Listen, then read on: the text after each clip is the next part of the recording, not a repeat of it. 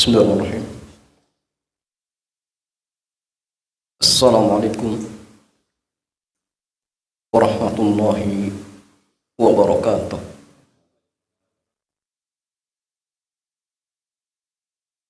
Alhamdulillah wassalatu wassalamu ala Rasulillah wa ala alihi wa sahbihi ajma'in. Amma ba'd. Ikhwan wa akhwati fillah. Alhamdulillah di kesempatan malam yang mulia ini Allah kembali pertemukan kita di majlis yang sangat-sangat mulia ini, yaitu majlis Thalabul Ilmi.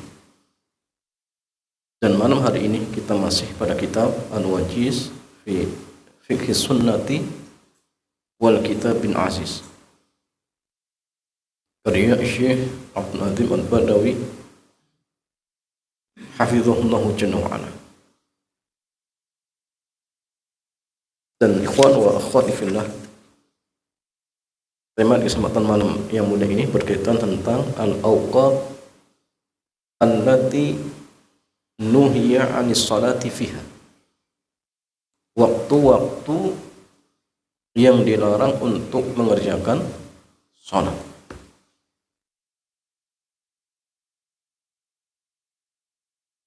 Berkata mu'allif hafizahullahu jalla wa ala an Uqbah bin Amir, dari Uqbah ibn Amir radhiyallahu ta'ala anhu, semoga Allah ridhoinya. Kalau beliau mengatakan, "Thalathu sa'atin kana Rasulullah sallallahu alaihi wasallam yanhana an nusalliya fihinna aw naqbura fihinna mautana." Uqbah bin Amir mengatakan, ada 3 waktu yang dimana Rasulullah melarang kita di waktu-waktu tersebut untuk mengerjakan sholat dan menguburkan jenazah-jenazah kita. Jadi ada 3 waktu yang dimana di waktu-waktu tersebut kita dilarang untuk mengerjakan sholat dan menguburkan jenazah. Yang pertama jemaah sekalian, hina tatlu'u syamsu bazighatan hatta tartafi. Yang pertama ketika matahari baru terbit sampai naik sekitar kurang lebih 1 tombak. Jadi kalau dikonversikan kurang lebih sekitar 10 sampai 15 menit. Tunggu sampai waktu tersebut, setelah itu baru dibolehkan untuk mengerjakan sholat. Yang kedua, wahina yaqumu qa'imud dhahirah hatta tamila syamsu. Yang kedua ketika matahari tepat di atas kepala sampai tergelincir. Yang kedua ketika matahari tepat di atas kepala sampai tergelincir. Yang ketiga, wahina tadayyafu syamsu lil ghurubi hatta taqrub. Yang ketiga ketika matahari hampir tenggelam sampai tenggelam. Yang ketiga ketika matahari hampir tenggelam sampai tenggelam.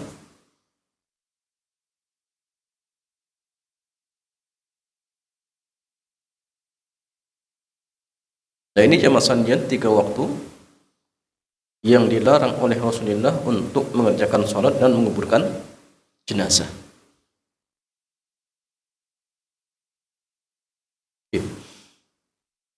Nanti jamaah sekalian diperinci setelah asar, setelah subuh. Itu ada tambahan lagi nanti. Tapi secara garis besar ini. Syekh mengatakan, waqad bayyana an-nabiy sallallahu alaihi wasallam illatan nahyi 'anis salati fi hadhil awqat. Dan Rasulullah telah menjelaskan alasan larangan untuk sholat di waktu-waktu ini. Biqaulihi li Amr ibni Abasah, itu terkait sabda beliau kepada sahabat Amr bin Abasah, di mana Nabi bersabda, "Shalli salatas subhi." Salatlah kau salat subuh. Tsumma aksir, kemudian tahan. Anis salat, jangan mengerjakan salat. Hatta tatlu asy-syamsu hatta tartafi. Sampai matahari terbit, kemudian naik sekitar 1 tombak. Kenapa? Fa innaha tatlu hina tatlu baina qarni syaitan. Karena matahari itu terbit di antara 2 tanduk syaitan. Wa hina idzin yasjudu lahal kufar, dan ketika itu orang-orang kafir sedang sujud. Ini di antara larangannya. Dan perkara yang maklum, kita kaum muslimin jamaah sekalian tidak boleh menyerupai orang-orang kafir. Man tasyabbaha biqaumin fahuwa minhum. Barang siapa yang menyerupai suatu kaum, maka dia termasuk dari mereka. Maka tidak boleh ya menyerupai orang kafir dalam hal yang menjadi ciri khas mereka. Enggak boleh. Pakai apa? Topi Sinterklas. Lagi ini bentar lagi. Kadang-kadang yang jadi apa jemaah? Suatu yang miris ya. Kaum muslimin yang bekerja di tempat-tempat mereka dipaksa. Kalau tidak mau, risikonya apa? Dipecat. Sehingga dia pakai ya seperti itu. Bayangkan, korbankan agama gara-gara dunia. Maka kita itu harus punya izzah. Harus punya izzah. Dan kondisi umat Islam itu akan terhina ketika apa jemaah? Ketika umat Islam sudah meninggalkan agamanya. Jumlahnya banyak tetapi apa? Seperti buih. Ketika Nabi beliau mengingatkan kepada kita kondisi di akhir zaman. Kondisi umat Islam itu diibaratkan seperti makanan yang berada di apa? Meja makanan. Dikerumuni. Kemudian para sahabat mengatakan, "Ya Rasulullah, min kilatin nahnu yauma idzin." Apakah ketika itu wahai Nabi kondisi kita karena sedikit? Apa kata Nabi? La. Bal antum katsirun, tapi jumlah kalian itu sangat banyak. Walakinna kusa istahil, tapi kalian seperti buih yang terombang-ambing. Jadi izahnya enggak ada. Dan tatkala itu masalahnya rasa takut dari musuh dicabut ya. Kemudian kita kaum muslimin ditimpakan penyakit apa? Wahn. Apa jemaah? Hubbud dunya wa karahiyatun maut. Dan kehinaan ini tidaklah akan dicabut kecuali hatta tarji'u ila dinikum, sampai kita mau kembali kepada agama kita. Pelajari agama.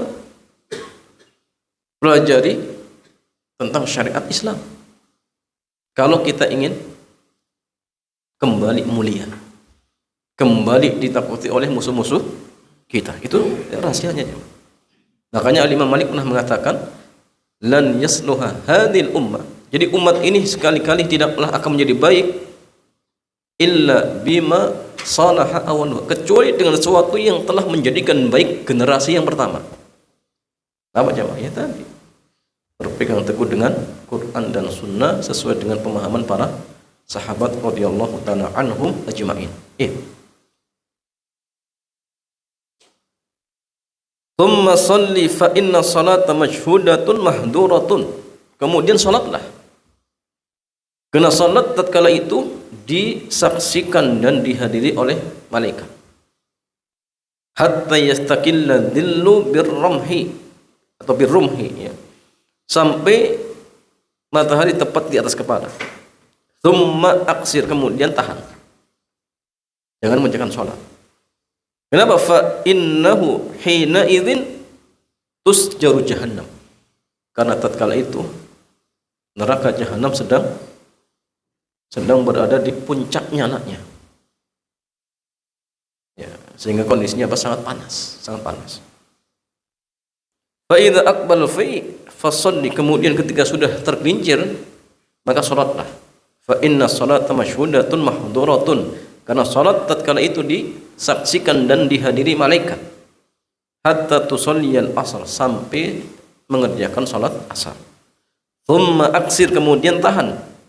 Anis salat, tidak mengerjakan salat hatta taqruba syamsu, sampai matahari tenggelam. Fa innaha taqrub baina qarnai syaitan, karena matahari tenggelam di antara dua tanduk syaitan. Wa hina idzin yasjudu lahal kufar, dan tatkala itu orang-orang kafir sedang sujud. Jadi ya masalian, hadis ini menjelaskan tentang alasan kenapa kita tidak dibolehkan sholat di 3 waktu tadi. Karena jamaah, pertama, ketika matahari terbit, maka matahari terbit atau dua tanduk syaitan, dan ketika orang kafir lagi sujud. Ketika di atas kepala, jahanam lagi dinyalakan. Ketika tenggelam sama, matahari tenggelam di antara dua tanduk syaitan, dan orang-orang kafir sedang sujud.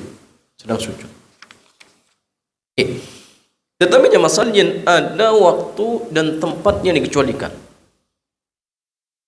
Wa yustathna min hadan nahyi zamanun wa makan. Tetapi jamaah sekalian, ada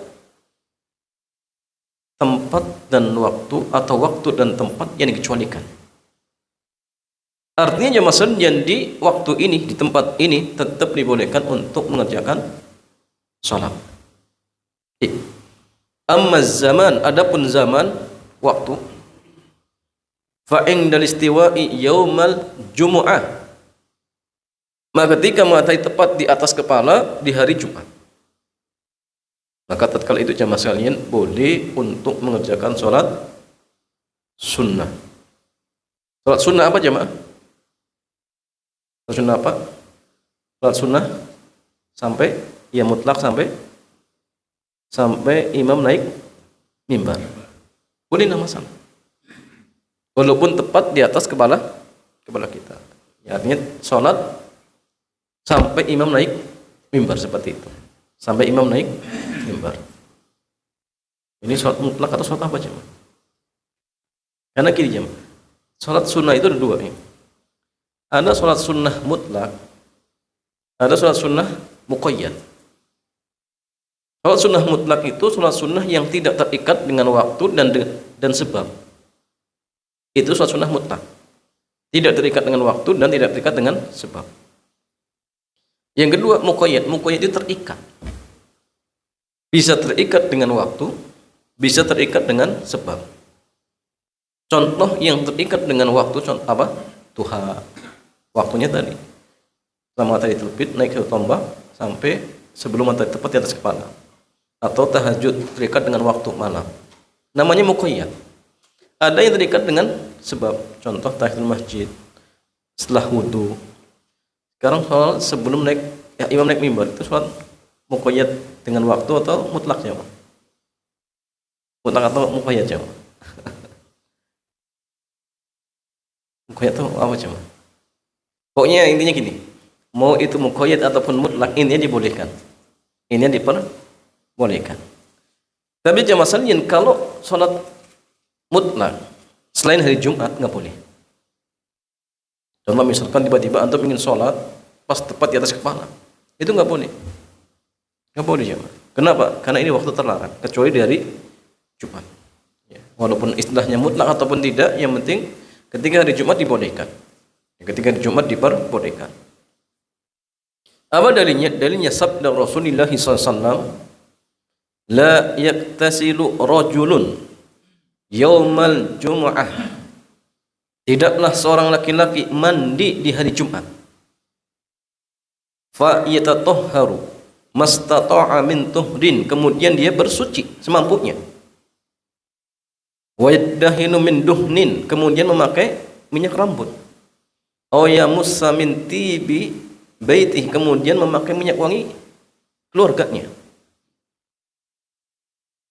Maka masalah ini faidah. Pertama, Berarti syariat mandi Jumat itu khusus untuk laki-laki atau umum jemaah? Perempuan sunnah tidak? Jawabannya gini, sunnah mandi Jumat itu berlaku untuk orang yang ingin sholat Jumat. Artinya kalau perempuan ingin sholat Jumat, berlaku tidak? Ada orang perempuan ingin sholat Jumat, boleh tidak jemaah? Boleh tidak? Boleh. Berarti ketika itu berlaku sahih. Tapi ini lafadznya rojul. Kembali kepada kaidah jemaah. An-nisa'u syaqa'iqu rijal. Wanita itu saudara kandung laki-laki. Kalau ada syariat khitabnya untuk laki-laki, tetapi tidak ada dalil yang mengkhususkan, maka berlaku untuk perempuan. Dan ini jemaah, walau sebagian ulama mengatakan ini berlaku bagi orang yang ingin sholat Jumat. Jadi kalau ada perempuan yang ingin sholat Jumat, ya berarti mandi tidak jemaah. Tapi masalahnya nanti minyak wangi nggak boleh perempuan. Jadi artinya memang sebenarnya mengatakan ini khusus untuk laki-laki, khusus untuk laki-laki atau khusus untuk orang yang ingin sholat Jumat seperti itu. Iya. Aw yamussa min tibi baitihi, atau memakai minyak wangi keluarganya. Berarti boleh laki-laki memakai minyak wangi istrinya cuma. Boleh tidak? Minyak wangi ada dua macam, ada minyak wangi yang khusus untuk perempuan, minyak wangi yang umum. Yang khusus untuk perempuan, dalamnya gini. Ketika kita mencium, itu sudah identik ini minyak wangi perempuan. Maka kalau seperti ini nggak boleh. Tapi kalau minyak wangi tersebut umum, dalam artian perempuan pakai, laki-laki pakai, maka tidak masalah. Tidak masalah boleh. Contoh gini, sendal. Sendal itu ada dua, ada sendal yang khusus laki-laki, perempuan. Kalau ada sendal yang umum, jepit misalkan, boleh. Antum pakai walaupun punya istri, tidak masalah.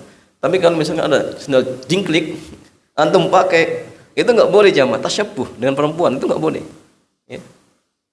Jadi hati-hati jangan sampai keliru ya. Ada pakaian yang khusus laki-laki, pakaian yang khusus perempuan. Jadi kalau yang khusus itu nggak boleh dipakai oleh lawan jenisnya seperti itu. Walaupun istri kita seperti itu. Dan kemudian masalahnya, thumma yakhruju fala yufarriqu baina itsnaitain, kemudian dia keluar dan tidak memisahkan antara dua orang. Ini berlaku kinjam. Ada orang lagi duduk kemudian dipisahkan. Harus minggir, itu nggak boleh. Tapi kalau misalkan kosong, longgar, kemudian antum masuk ke depan, boleh tidak? Boleh tidak? Boleh. Yang penting jangan sampai menyingkirkan orang. Itu nggak boleh. Tapi kalau misalkan kosong, atau antum lewat, maka tidak masalah. Di depan kosong, maka tidak masalah. Tsumma yusalli ma kutiba lahu, kemudian dia sholat ya, sejumlah apa yang telah dicatatkan untuk dirinya. Artinya terus sholat sampai nanti imam naik mimbar. Tsumma yunsit idza takallama imamu, kemudian dia diam ketika imam sudah berbicara. Ya, karena jamaah kalau misalkan kita berbicara ketika imam khutbah, maka sholat kita apa? Sia-sia. Sah tapi nggak dapat pahala. Sah tapi tidak dapat pahala. Tapi ini jamaah dia larangannya berlaku ketika imam sedang khutbah. Artinya ketika misalnya gini, imam naik mimbar, assalamualaikum, kemudian apa? Adzan. Maka di waktu ini boleh masih berbicara, boleh. Misalkan sambil jawab adzan, ngerapin orang-orang, misalkan anak-anak, boleh. Atau nanti ketika khatib duduk di khutbah yang kedua, maka ada yang ramai, kita ingatkan, tidak masalah. Yang nggak boleh itu ketika imam berbicara, itu nggak boleh. Dan itu pun jamaah kalau bicaranya dengan sama jamaah. Tapi kalau kita bicara dengan imam, boleh. Nggak masalah. Instruksi imam. Hadisnya keliru, misalkan. Atau imam minta apa? Afan jamaah, ada yang ingat nggak hadisnya? Kalau kita katakan, oh ini hadisnya boleh, nggak masalah. Jadi kalau bicara dengan imam maka tidak masalah. Tapi kalau bicara dengan jamaah, ini bisa apa? Sia-sia Jumat kita. Kalau pas imam sedang berkhutbah, kecuali yang khutbah ahlul bid'ah, antum boleh apa? boleh menyibukkan diri dengan zikir, baca Quran sendiri nggak masalah, jangan dengerin, nggak boleh jamaah. Antum dengerin ahlul bid'ah lagi bicara tentang syirik, ayo kita nanti pulang berbuat syirik, kemudian melakukan amal-amal bid'ah, itu nggak boleh dengerin, nggak boleh dengerin. Antum sibukkan dengan zikir saja atau baca Quran, boleh, nggak masalah. Tapi kalau misalkan mereka tidak berbicara tentang kebid'ahannya dan bicara tentang sunnah, dengerin seperti itu jamaah. Yang kemudian masalian, ikhwan wa akhwati fillah, illa ghufira lahum bainahu wa bainal jum'atin ukhra, kecuali akan diampuni dosa-dosanya antara Jumat tersebut dengan Jumat yang lainnya. Ini fadilahnya. Dan jamaah Syekh mengatakan fanadabahu ila salati ma kutiba lahu, dan di sini Nabi menganjurkan untuk salat semampunya. Walam yamna'hu anha illa fi waqti khurujil imam, dan Nabi tidak melarang kecuali ketika imam sudah keluar untuk berkhutbah.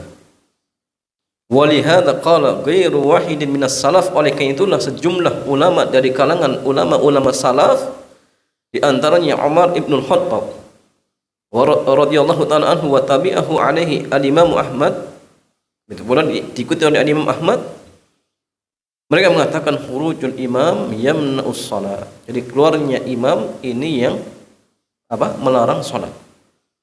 Wa khutbatuhu tamna'ul kalam, sedangkan khutbahnya melarang untuk bicara.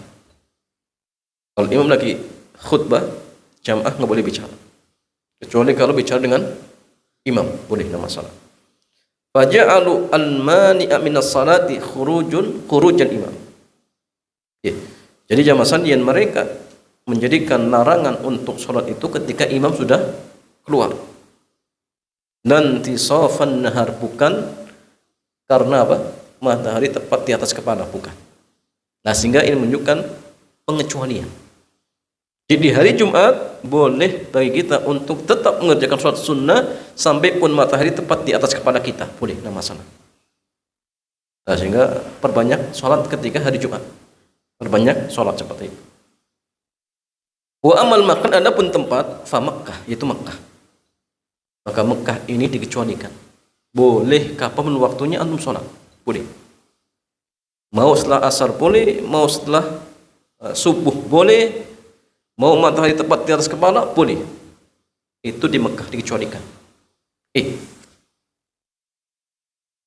Zadahu Allah jalla wa ala tashrifan wa ta'ziman. Semoga Allah menambahkannya kemuliaan dan keagungan. Fala tukrahu salatu fiha fi syai'in min hadhil awqat. Maka salat di Mekah tidak dimakruhkan di waktu-waktu ini, enggak. Jadi dikecualikan. Hal ini berdasarkan sabda Rasulullah sallallahu alaihi wasallam, ya bani Abdi Manaf, wahai bani Abdi Manaf, la tamna'u ahadan tawafa bihadzal bait, jangan kalian larang seorang pun untuk tawaf di Ka'bah ini. Wa shalla ayyata sa'atin min lailin aw naharin, dan untuk mengerjakan salat di waktu kapanpun, di malam ataupun siang. Nah, sehingga ini dari tegas bahwasanya di Mekah itu dibolehkan salat kapanpun waktunya, boleh. Dan masalah salatul manhiyu anha fi hadhil awqat hiya salatut tatawu'il mutlaq. Dan salat yang terlarang untuk dikerjakan di waktu-waktu ini adalah salat sunnah mutlak, alladzi la sababa lahu, yang tidak punya sebab,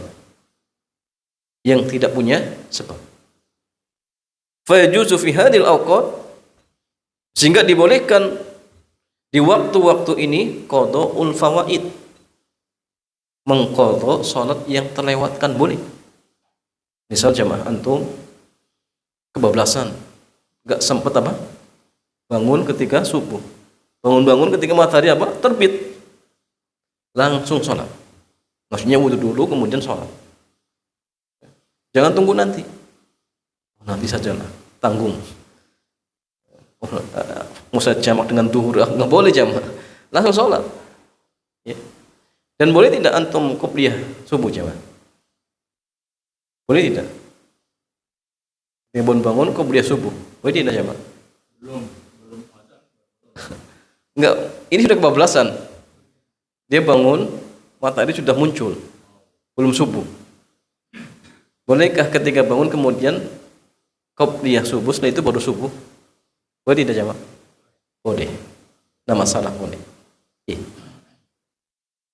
Tapi memang para ulama kita mengatakan bolehnya kita mengqadha salat sunnah yang terlewatkan itu dengan catatan apa? Sebelumnya istiqomah. Sebelumnya istiqomah apa? Mengerjakannya.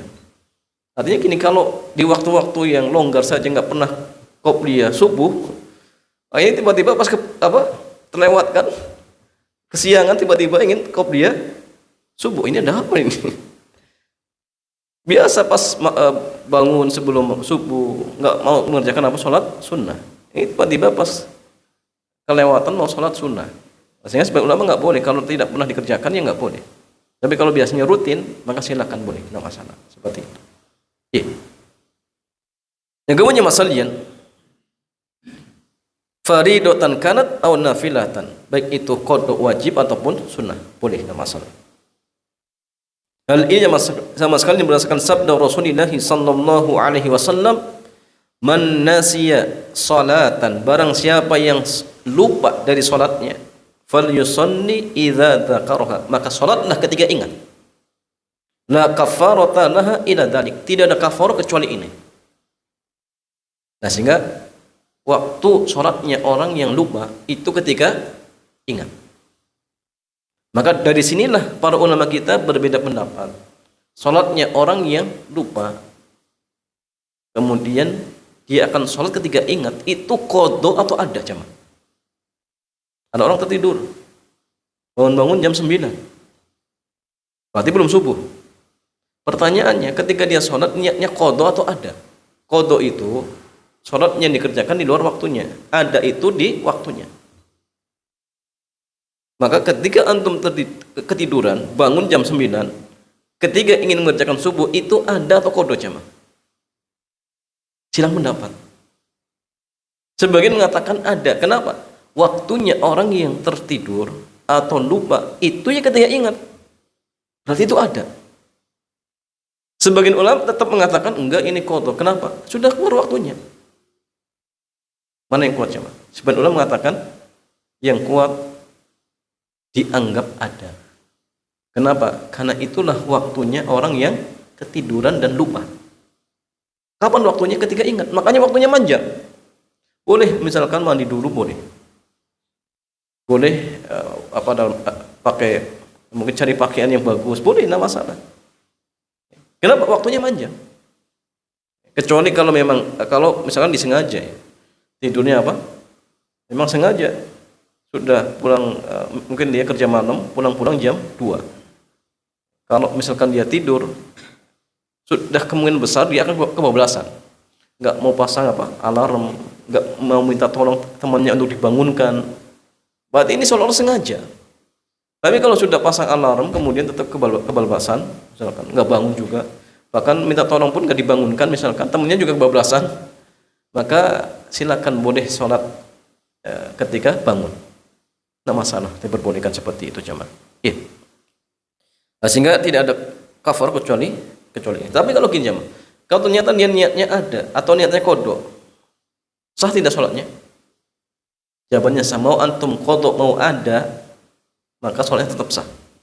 Yang penting ini ditakyin sholatnya. Sholat apa? Sholat subuh misalkan, maka sah. Jadi qadha dan ada tidak mempengaruhi apa? Sah dan tidaknya, tidak berpengaruh.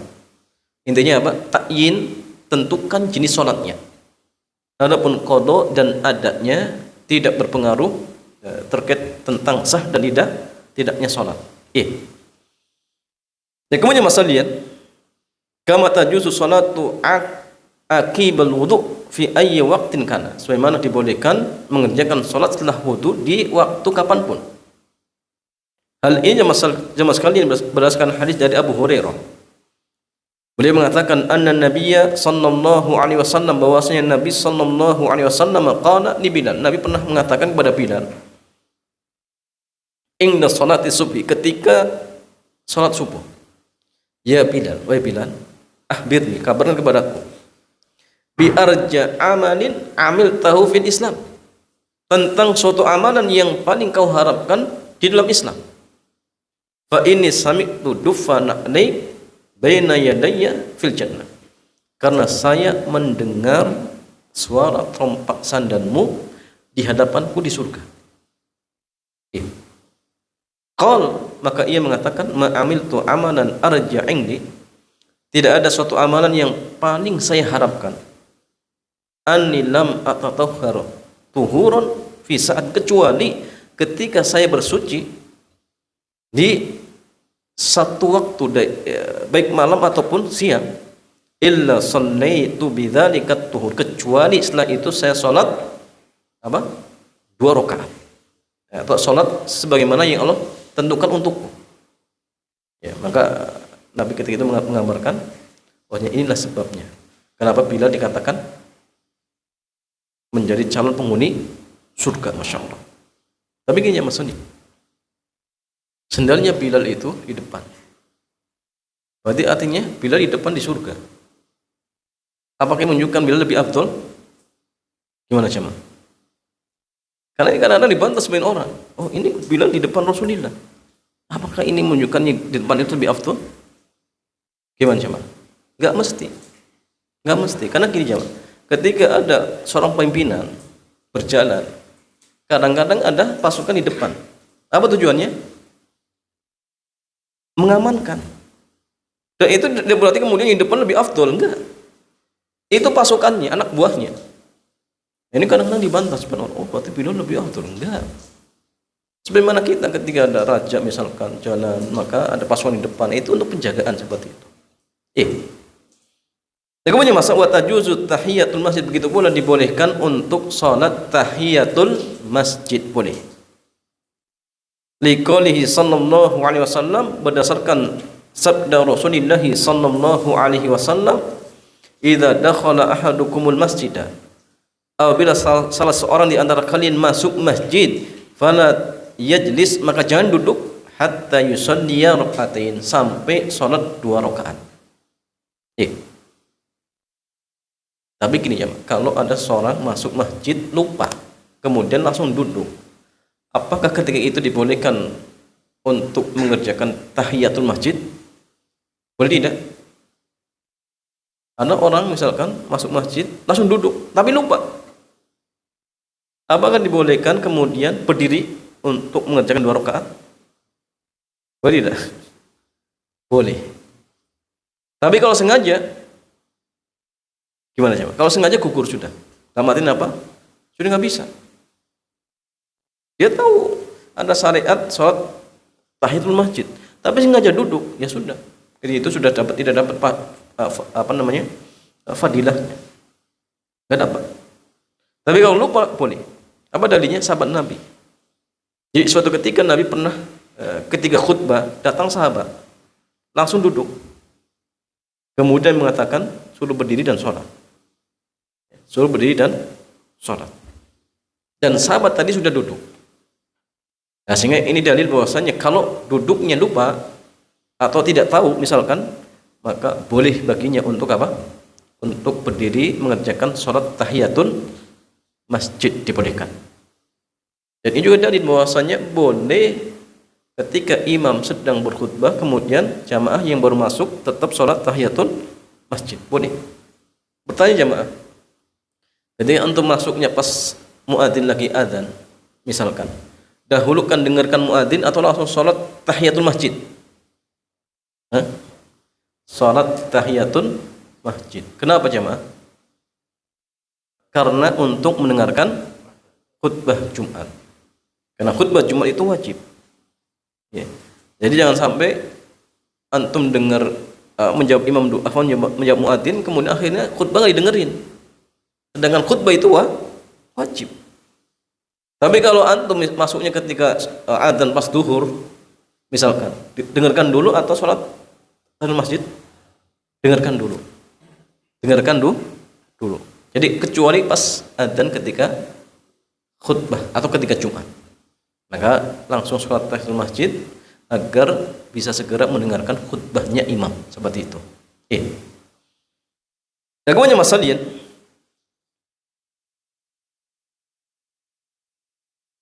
An-nahyu an at-tatawwu'i ba'da tulu'il fajri wa qabla sholati subhi. Kemudian dilarang mengerjakan sholat sunnah ketika matahari setelah terbit fajar shadiq wa qabla sholati subhi, sebelum sholat subuh. Tidak cuma aneh tidak ya? Dilarang mengerjakan sholat sunnah setelah terbit fajar shadiq sebelum sholat subuh. Baru Anda baru dengar. Kita lihat dari Yasar Maula Ibni Umar, mantan budaknya Ibnu Umar.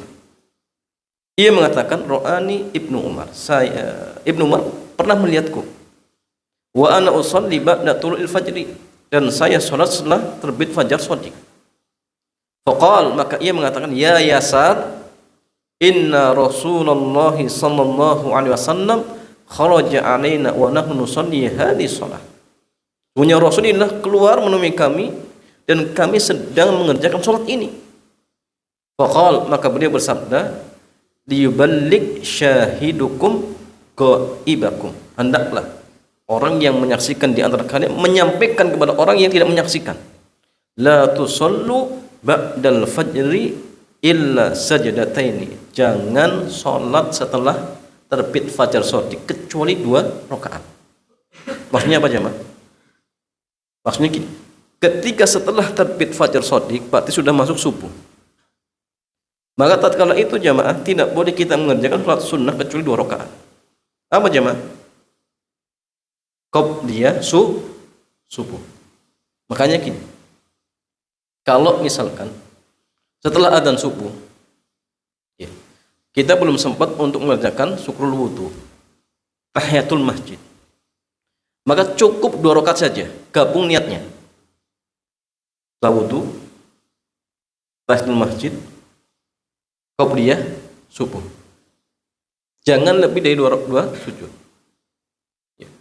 Ini khusus untuk subuh. Adapun kalau zuhur, asar, zuhur kemudian isya dan lain sebagainya misalkan, kalau waktunya longgar silakan, tidak masalah. Antum zuhur ingin 4 rakaat atau sebelumnya syukrul wudu, tahiyatul masjid, 4 rakaat, sholat taubat, istikharah, dipisah-pisah boleh. Kecuali kalau mepet ya. Kalau mepet cukup 2 rakaat, kemudian niatkan semuanya. Tapi khusus subuh, walaupun waktunya longgar, tetap 2 rakaat. Kenapa jemaah? Nabi melarang. Tidak boleh setelah fajar shadiq, setelah adzan subuh, kecuali cukup 2 rakaat. Dan itu pun dikerjakan ringan. Pertama al-kafirun, kedua pertama al-kafirun, kemudian kedua al-ikhlas. Ringan, nggak boleh diperpanjang. Kecuali gini, kasusnya gini. Kecuali antum qobliyah subuhnya di rumah. Masuk masjid belum qomat. Maka silakan kerjakan tahiyatun masjid. Ini pengecualian. Tapi kalau misalkan qobliyah subuhnya ingin dikerjakan di masjid, maka digabung. Dan ini salah satu pendapat di kalangan para ulama. Walaupun sebagian ulama yang lain ada yang mengatakan tetap dibolehkan. Tapi yang paling hati-hati ini. Kenapa hadisnya tegas melarang? Tapi sebagian ulama ada yang tetap membolehkan, ada yang tetap membolehkan. Ya. Nah, sehingga jemaah mulai sekarang kalau setelah adzan subuh cukup atau mencukupkan dengan 2 rakaat. Dan inilah yang sunnah dari Rasulullah sallallahu alaihi wasallam. Ya. Kemudian larangan mengerjakan sholat sunnah ketika sudah dikumandangkan qomat, nggak boleh. Dari Abu Hurairah radhiyallahu taala anhu, anna Nabiyya sallallahu alaihi wasallam, bahwasanya Nabi sallallahu alaihi wasallam beliau bersabda, "Idza uqimatis sholatu fala sholata illa al-maktubah." Ketika sudah dikumandangkan qomat, maka tidak ada sholat kecuali sholat wajib. Tapi ingat jamaah sekalian, ini berlaku bagi orang yang sholat di masjid. Ibu-ibu ini rumah masih boleh tidak? Ya boleh. Kenapa? Karena tidak sholat jamaah. Adapun kita yang ingin berjamaah, maka batalkan. Batalkan jamaah. Demi apa? Demi bergabung dengan imam. Kecuali gini, posisi kita sudah di rakaat yang terakhir. Misalkan, apakah dilanjutkan atau dibatalkan jamaah? Kita sudah sholat pertama sudah selesai. Kita masuk rakaat yang kedua, sudah ruku, kemudian sujud misalkan. Lanjutkan atau batalkan? Hadisnya tadi tegas. Ketika sudah qomat tidak ada sholat kecuali wajib. Maka jamaah sekalian, Syekh Muhammad bin Shalih Ibnu Utsaimin beliau berpendapat gini, kalau posisi kita sudah di rakaat yang terakhir, maka lanjutkan. Apa alasan beliau? Ayat. Apa ayat yang dijadikan hujah beliau? Wala tubtilu a'malakum. Janganlah kau batalkan amal-amal kalian. Ini ayat yang melarang kita untuk membatalkan ibadah yang sudah kita masuk, kecuali kalau ada alasan syar'i. Sehingga dalam rangka mengkompromikan dua dalil tadi, maka kata beliau, kalau posisi kita sudah di rakaat yang terakhir, lanjutkan. Dengan catatan kalau kita lanjutkan, memungkinkan kita untuk tidak tertinggal dari rakaat yang pertama. Tapi kalau misal kita lanjutkan kok bisa kebablasan, ketinggalan rakaat yang pertama, mendingan batalkan. Sehingga kalau posisinya di rakaat yang pertama, batalkan. Demi apa ya? Demi mengikuti wajib. Kenapa? Karena ketika itu berbenturan antara ibadah yang sunnah dan ibadah yang wajib. Kaidah usul fikih mengatakan, idza tazahama adadun masalihi yuqaddam al-a'la minal masalihi. Jadi ketika berbenturan dua maslahat, maka ambil maslahat yang sifatnya lebih besar. Maka ketika berbenturan antara ibadah sunnah, yang kedua ingin mengerjakan wajib, dahulukan yang mana? Wajib. Dahulukan yang wajib. Nah ini penting, yang kaidah-kaidah seperti itu. Sehingga ketika sudah di kemudian qomat dan kita mungkin baru rakaat yang pertama, batalkan demi bergabung dengan imam, dan enggak boleh dilanjutkan. Tidak boleh dilanjutkan seperti itu. Kemudian masalah mawadi'un lati nuhiya anis salati fiha, tempat-tempat yang dilarang untuk menjalankan salat. Jadi Abu Hurairah radhiyallahu taala anhu beliau mengatakan bahwa Nabi sallallahu alaihi wasallam beliau bersabda, "Fudiltu 'alal anbiya'i bi sittin." Saya, kata Rasulullah, diberikan keutamaan atas nabi-nabi yang lain dengan 6 perkara. Ukti itu jawami al-kalam. Saya diberikan jawami al-kalam. Jawami al-kalam itu ucapan yang ringkas tapi padat maknanya. Contohnya surat Al-Asr. Ringkas tapi padat maknanya. Ini namanya apa? Jawami'ul kalim. Wa nusirtu birukbi, dan saya diberikan kemenangan dengan rasa takut. Bahkan jamaah sekalian, dulu ketika Nabi ingin berperang, dalam jarak perjalanan 1 bulan dan sekian, musuh itu sudah gentar ya. Jadi mereka itu sudah kalah sebelum bertarung. Dan inilah yang dicabut oleh Allah dengan sebab umat Islam meninggalkan agamanya. Sehingga banyak kaum muslimin dijadikan bahan mainan, kayak boneka sama orang kafir jamaah. Dulu jarak 1 bulan kita ingin bertempur, mereka sudah ketakutan jemaah. Sekarang buru-buru takut. Kita jadikan bahan mainan. Kesalahan kita sendiri jemaah. Kita tidak mau kembali kepada agama kita. Bahkan kita sendiri berani melecehkan agama kita sendiri. Dijadikan bahan mainan. Diolok-olok. Muslim. Ini yang terjadi zaman kita. Sehingga akhirnya apa jemaah? Kondisi kita hina. Kondisi kita lecehkan. Ini terjadi. Maka kalau kita ingin kembali mulia, Mari kita pelajari agama kita jemaah. Mari kita kembali kepada agama kita. Kemudian wa ukhillat liyal ghanaim, dan saya dihalalkan ghanimah. Nabi-nabi terdahulu tidak. Jadi ketika mereka berperang, ghanimah itu dikumpulkan di lapangan. Setelah itu mereka menunggu. Nanti turun dari langit apa? Api yang akan membakar. Itu nabi terdahulu. Tapi Rasulullah beda. Ghanimah itu dihalalkan. Dihalalkan untuk kaum muslimin. Wa ju'ilat liyal ardu tahuran, dan bumi dijadikan untuk sebagai alat untuk bersuci dan masjid, tempat untuk sholat. Wa ursiltu ilal khalqi kafatan, saya diutus untuk seluruh makhluk. Beda nabi terdahulu. Mereka diutus hanya untuk apa? Kaumnya, umatnya. Bani Israil. Makanya Musa itu khusus diutus untuk Bani Israil. Makanya Khidir tidak ikut syariat Nabi Musa. Kenapa? Karena Khidir bukan Bani Israil. Karena kisahnya Khidir ini dijadikan hujah oleh orang sufi. Bolehnya orang keluar dari syariat Nabi Muhammad dengan hujah Khidir boleh nggak ikut syariat Nabi Musa. Jawabannya keliru. Khidir tidak ikut syariat Nabi Musa karena Khidir bukan Bani Israil. Adapun kalau Bani Israil ya wajib ikut. Adapun Rasulullah beda. Semua jamaah sekalian, setelah Nabi diutus wajib beriman. Bahkan tidak hanya manusia, jin dan manusia wajib beriman kepada Rasulullah SAW. Wajib mengikuti. Itu wajib. Ya, kemudian jamaah sekalian, wa khutima biyan nabiyun, dan saya jadikan penutup ya nabi-nabi yang sebelumnya.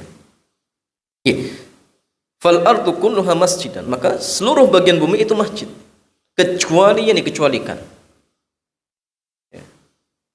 Jadi di dalam hadis ini ya, dari Jundub bin Abdullah al-Bajali kalau ia mengatakan, saya mendengar Rasulullah SAW dia saya mendengar Rasulullah SAW qabla an yamut, sebelum beliau meninggal dunia, bi khamsin, ya, 5 hal.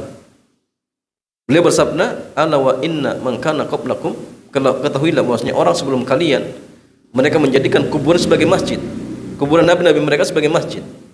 Ya. Wa salihihim masajid, dan kuburan orang-orang soleh dari mereka sebagai masjid. Ala fala tattakhidul qubur masajid, maka janganlah kalian menjadikan kubur-kubur sebagai masjid. Jamaah sekalian, menjadikan kubur sebagai masjid ada 2. Menjadikan kubur sebagai masjid ada 2. Pertama, membangun masjid di kuburan. Yang kedua, sholat di tengah-tengah kuburan selain sholat jenazah. Ini sama halnya menjadikan kuburan sebagai masjid. 2 hal ini nggak boleh. Baik ada bangunannya atau tidak ada bangunannya, tapi dia sholat di tengah kuburan, bukan sholat jenazah, maka sama halnya dia menjadikan kuburan sebagai masjid, dan itu nggak boleh. Inni anhakum an dzalik, dan saya melarang kalian dari perbuatan ini. Kemudian hadis yang lainnya masalian, al-ardu kulluha masjidun, semua bagian bumi itu masjid kecuali kuburan dan hammam. Hammam itu kamar mandi.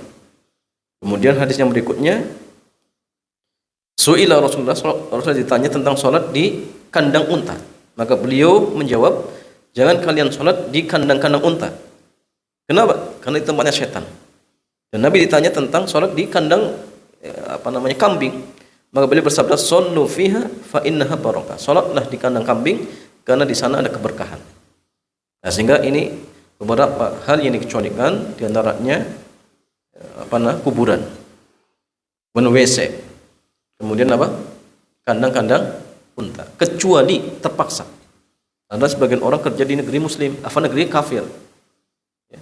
Kalau pas kerja izin ke WC boleh, tapi kalau izin untuk sholat nggak boleh. Nah, sehingga terpaksa di sholatnya di WC. Karena kalau di WC dibolehkan, maka boleh tidak jamaah? Boleh. Karena terpaksa. Nah, habis setelah itu ya jangan terus dilanjutin, cari kerja yang lain. Ya, cari kerja yang lain seperti itu. Wallahu ta'ala a'lam bissawab.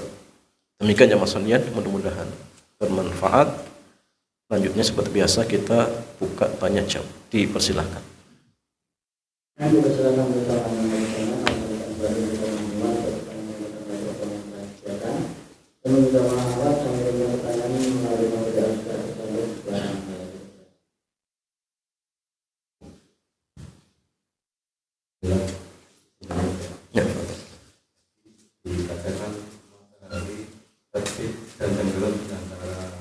Dua tanduk syarat.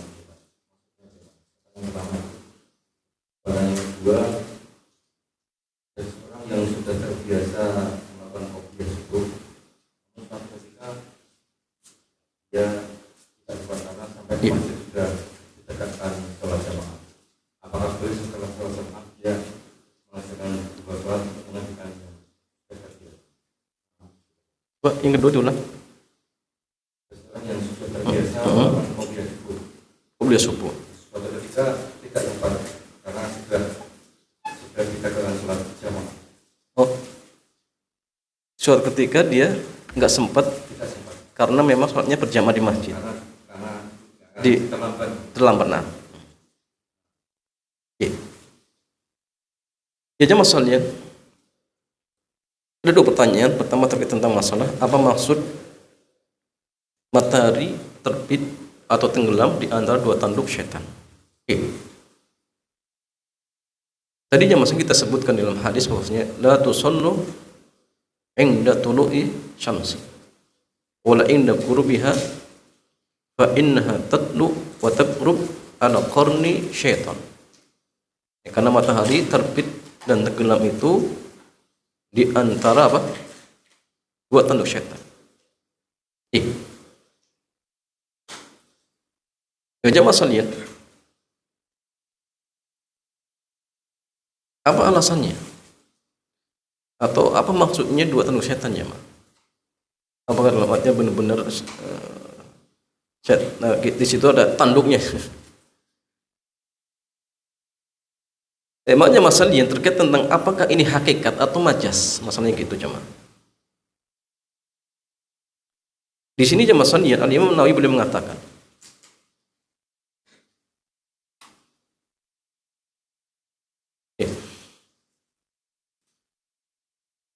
dua tanduk syaitan yang dimaksud adalah secara hakikat menurut sebagian ulama. Ada juga yang mengatakan bahwa ketika itu ada orang kafir yang sujud pada matahari. Ada juga maksud lainnya yang sebagaimana disebut dalam sarah hadisnya. Kalau hadis tadi menyebutkan kenapa jamaah dua tanduk syaitan, maksudnya apa? Karena ada orang-orang kafir yang lagi sujud. Itu maksudnya. Karena matahari itu terbit di antara dua tanduk syaitan. Kenapa? Karena orang-orang kafir lagi sujud. Itu alasannya. Dan itu maksudnya. Ya, memang ada yang mengatakan itu hakikat. Tapi ada yang mengatakan tidak. Tapi maksudnya apa? Penjelasan bahwasanya memang itulah tempat orang-orang kafir lagi sujud. Ya, jelas. Ibadahnya orang-orang kafir itu ya apa? Menyembah apa? Syaitan. Jadi seolah-olah ya apa? Lagi nyembah setan. Seperti itu. Ya. Ini menurut sebagian para ulama yang mengatakan dalam artian ada makna yang lain, bukan secara hakikat. Ya, wallahu a'lam bishawab. Yang kedua jemaah, ada seorang biasa sholat qobliyah subuh, tapi suatu ketika kebetulan pas masuk masjid sudah qomat. Ya. Sehingga tidak sempat untuk qobliyah subuh misalkan. Apakah ketika itu dibolehkan mengqadha qobliyah subuh setelah subuh? Jawabannya boleh. Jadi setelah selesai imam salam, silakan langsung sholat qobliyah subuh. Dan ini dibolehkan. Dan tadi waktu ataupun yang dikecualikan untuk mengerjakan di waktu-waktu yang terlarang apa tadi? Apa sholat apa? Sholat qadha, baik wajib ataupun sunnah. Dia biasa rutin qobliyah subuh, tapi karena mungkin kesiangan bangunnya, akhirnya masuk masjid sudah qomat, maka boleh diqadha dan boleh dikerjakan di waktu terlarang. Setelah subuh itu waktu terlarang. Tapi karena qadha maka tidak masalah, dibolehkan seperti itu. Wallahu ta'ala a'lam bishawab. Cuma tadi syaratnya sebelumnya istiqomah seperti itu. Wallahu a'lam.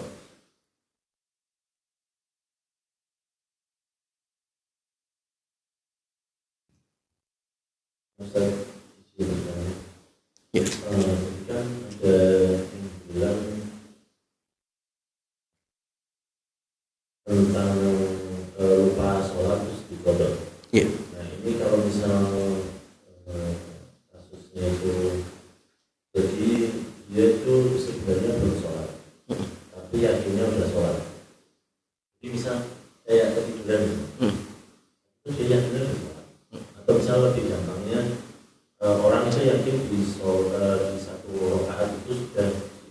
kali. Tapi ternyata itu sebenarnya baru 1 kali. Cuman dia yakinnya 2 kali.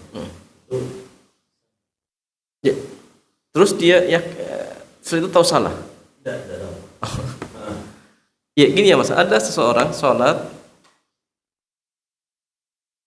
aslinya salah, tapi dia yakinnya benar, dan sampai meninggal dia yakinnya benar. Apakah sholatnya sah? Ya sah. Sah. Berarti kan yang tahu cuma Allah kan? Dia nggak tahu juga kan? Maksudnya sah. Makanya gini, sering saya sampaikan beda antara sah dan diterima. Sahnya sholat itu terkait tentang hukum fikih. Maka sholat yang tidak terpenuhi rukun, syarat, misalkan, itu sholatnya secara fikih tidak sah. Adapun diterima dan tidak itu urusan apa? Allah, goib. Kita nggak tahu. Orang yang sholatnya sempurna, rukun, syarat dan wajibnya terpenuhi, apakah pasti diterima? Belum tentu. Begitulah sebaliknya, orang yang sholatnya secara fikih salah, misalkan, apakah pasti nggak diterima? Belum tentu. Jadi artinya mungkin nggak orang yang sholatnya salah secara fikih kemudian diterima oleh Allah? Mungkin tidak. Mungkin contohnya tadi orang yang dia lupa, aslinya dia lupa, tapi dia yakinnya benar, sampai meninggal pun dia yakin benar, maka sholatnya diterima. Atau orang gini ya, orang yang baru masuk Islam karena nggak tahu hukum apa pembatal sholat, pas sholat kentut dilanjutkan sampai dia meninggal. Pertanyaan, sholatnya itu diterima tidak? Kemungkinan diterima. Secara fikih sah tidak? Nggak sah, karena kentut dia. Tapi kemungkinan sholat tersebut diterima. Kenapa? Karena dia nggak tahu. Karena dia tidak tahu. Makanya bedakan antara diterima dan sah. Sah itu fikih, diterima dan tidak itu urusan Allah, gaib. Kita nggak yang tahu. Nah, sehingga kalau memang seperti itu kondisinya, maka ya, sah, ya, sah. Kemudian diterima dan tidaknya mungkin diterima. Mungkin diterima oleh Allah Subhanahu wa Ta'ala. Pokoknya gini, kalau selagi kita yakin, maka kita beramal dengan yang yakin. Kalau ternyata keliru, Allah memaafkan. Allah memaafkan kita seperti itu. La yukallifu nafsan illa wus'aha. Jadi Allah tidak akan membebani hambanya kecuali dengan apa yang dia mampu. Dia sudah nggak ingat. Terus bagaimana lagi jemaah? Ya sudah, apa yang dia yakini seperti itu. Wallahu ta'ala a'lam bishawab.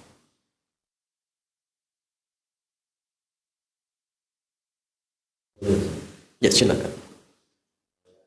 Ya itu tadi kan ada waktu dalam sholat dan kalau ada sebabnya boleh.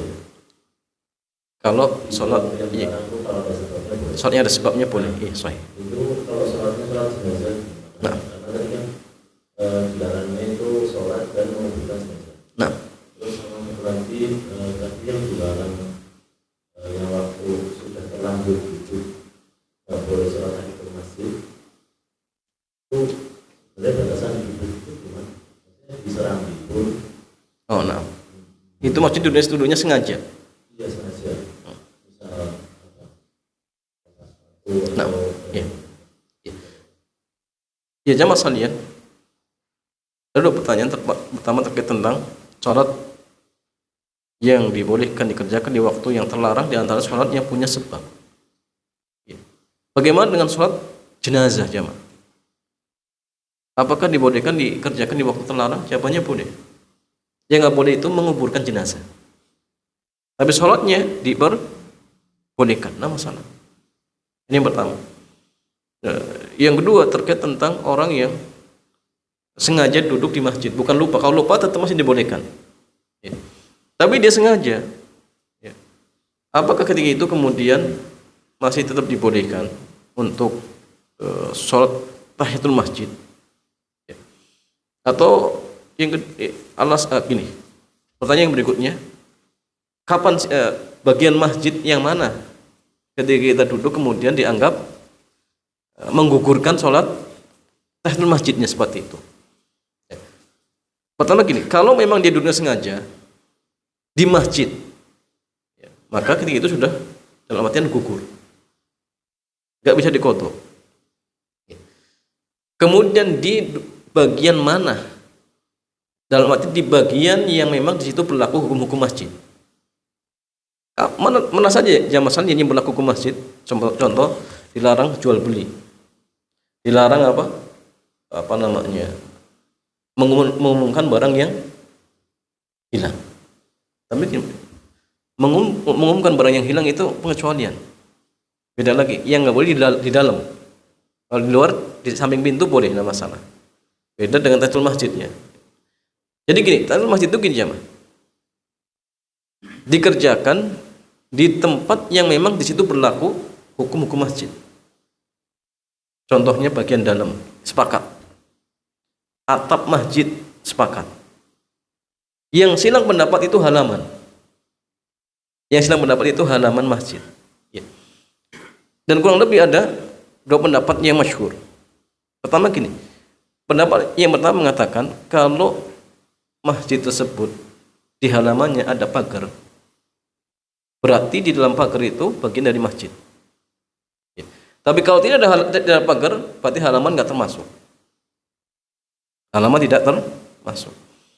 Pendapat yang kedua mengatakan bahwasanya ada pagar ataupun tidak ada pagar, halaman itu nggak termasuk. Nah, tapi pendapat yang kuat gini, kalau memang ada pagarnya, berarti di dalam pagar itu berlaku hukum masjid.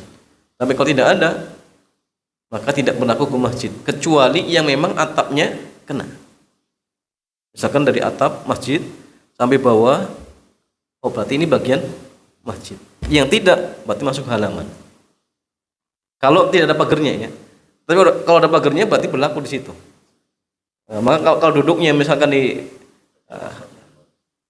kalau misalkan apa?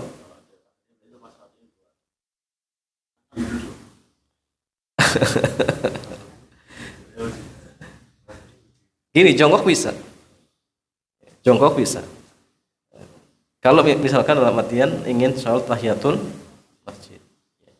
Karena gini, kalau memang itu ada pagarnya, maka kita sholat tahiyatul masjid di halaman itu boleh, tidak masalah.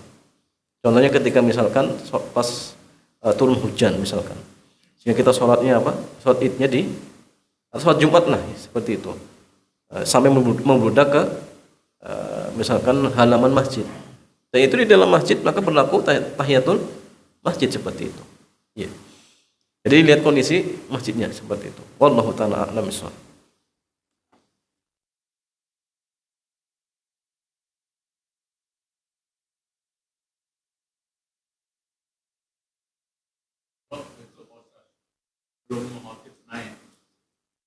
Mimbar.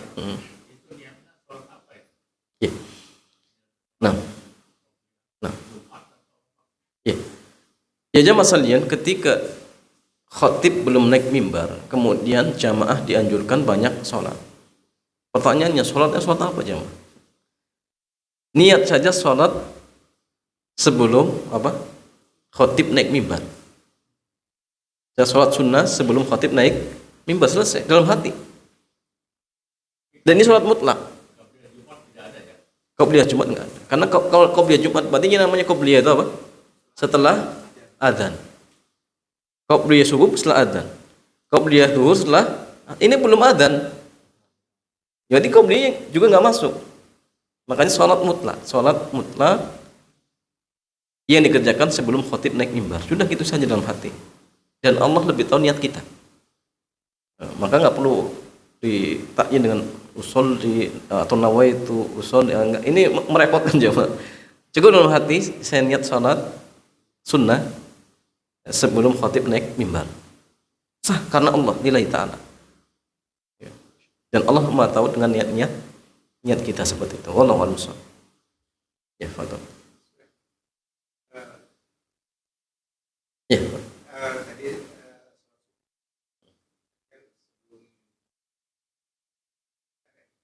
Setelah fajar shadiq muncul,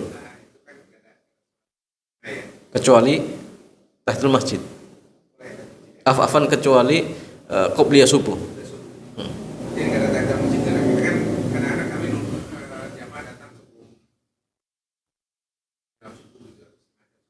Belum adzan. Kalau belum adzan masih berlaku sholat lain. Boleh tahajud, boleh witir, boleh. Ya. Adapun sholat sunnah fajar atau sholat qobliyah subuh sama, fajar subuh sama. Itu dilakukan setelah adzan. Ya. Masalah adzan Nabi hanya mengerjakan 2 rakaat. Jadi kalau misalkan masuk masjidnya setelah adzan subuh, ya sudah digabung saja. Setelah wudu, tahiyatul masjid, kemudian apa? Qobliyah subuh, digabung seperti itu. Kecuali kalau qobliyahnya di rumah, masuk masjid belum tahiyatul masjid, ya tahiyatul masjid seperti itu. Wallahu ta'ala alam.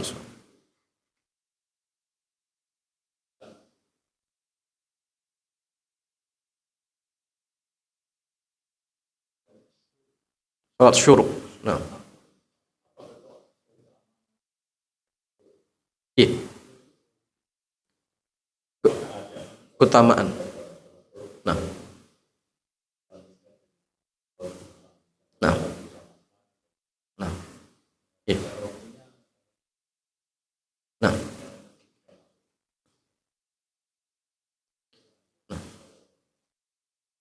ya jamaah sekalian, ada pertanyaan terkait tentang salat syuruk, apa keutamaannya? Dalam sebuah hadis Nabi, beliau bersabda, "Man shallal qadata ma'al imam." Barang siapa yang salat subuh bersama imam, ya, secara berjamaah, thumma yajlis yadhkurullah azza wajalla, kemudian dia duduk berzikir kepada Allah hatta tatlu asy-syamsu, sampai matahari terbit. Thumma yusalli raka'atain, kemudian salat 2 rakaat, kutiba lahu apa? Ajru hajjatin wa umratin tamatan. Atau kama qala. Jadi barang siapa yang salat berjamaah subuh di masjid. Jadi syaratnya pertama jamaahnya di masjid. Subuhnya berjamaah di masjid. Setelah itu apa? Duduk zikir, bukan tidur. Zikir. Entah taklim, entah apa, zikir pagi petang misalkan, atau baca Quran, pokoknya zikir sampai nanti matahari terbit.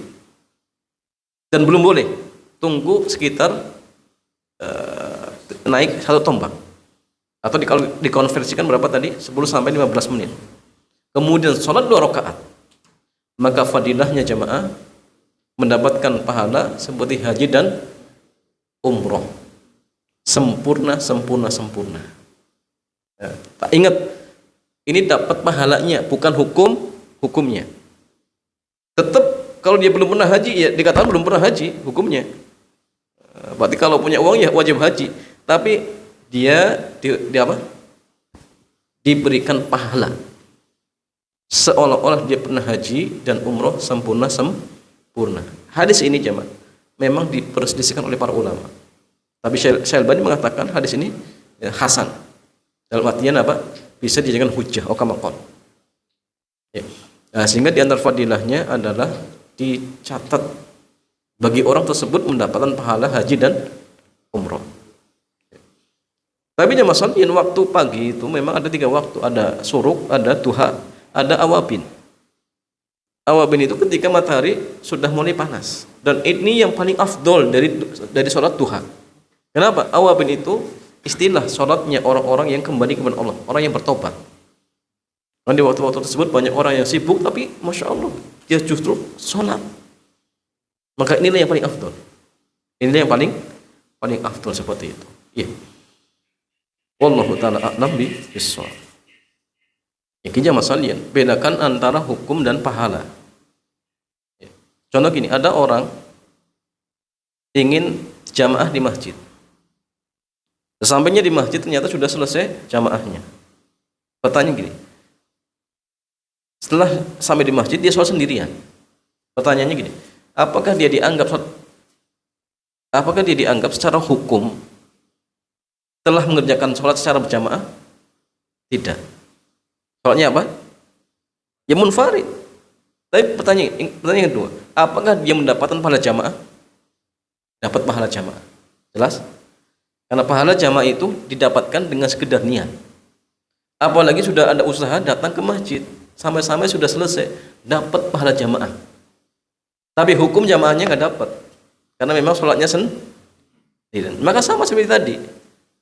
dapat pahala haji dan umroh, tapi hukumnya ya dia belum haji. Kalau belum haji, tetap kalau nanti punya uang ya wajib untuk haji seperti itu. Jadi cuma dapat pahalanya, bukan kemudian hukumi haji. Dia belum haji jamaah. Seperti itu. Wallahu ta'ala a'lam bissawab. Ya, demikian jamaah sekalian, mudah-mudahan kajian kesempatan malam yang mulia ini bermanfaat. Kita tutup. Subhanakallahumma bihamdik, asyhadu an la ilaha illa anta astaghfiruka wa atubu ilaik. Assalamualaikum warahmatullahi wabarakatuh.